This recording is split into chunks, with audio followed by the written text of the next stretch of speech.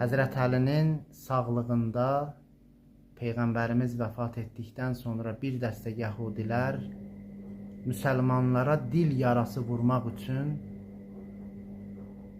Həzrət Əliyə belə dedilər: siz müsəlmanlar Peyğəmbəriniz vəfat etdikdən sonra aranızda ixtilaf yarandı, firqələrə bölündünüz. Həzrət Əli onların cavabında çox gözəl şəkildə ibrətli bir cavab verir. Deyir, bəli, biz müsəlmanların arasında Peyğəmbərdən sonra ixtilaf yarandı. Lakin siz yəhudilər Həzrət Musanın sağlığında yadınıza salın, sizi həmən o dənizdən keçirdəndən sonra ayaqlarınızın suyu qurumamış bütpərəst oldunuz. Həzrət Əli nə demək istəyirdi? Dəlili nə idi buna? Baxın, Quran-ı Kərimdə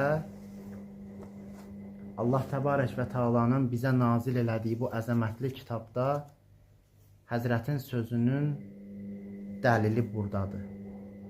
Əraf surəsinin 138-ci ayəsi.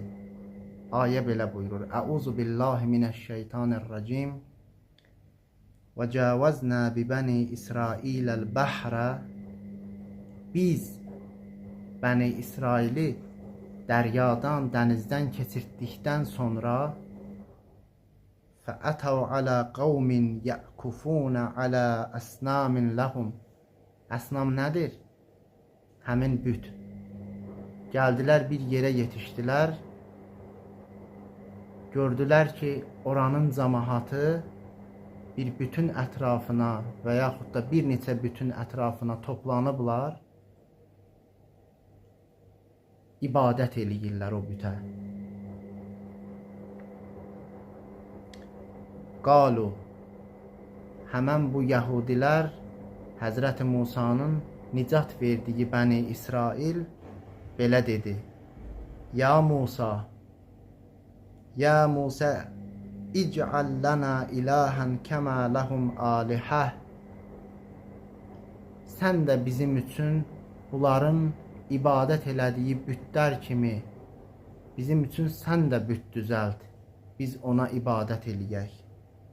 Həzrətin cavabı belə olur: Qalə innəkum qavmun təcəlun. Həqiqətən siz çox cahil, nadan qövmsüz.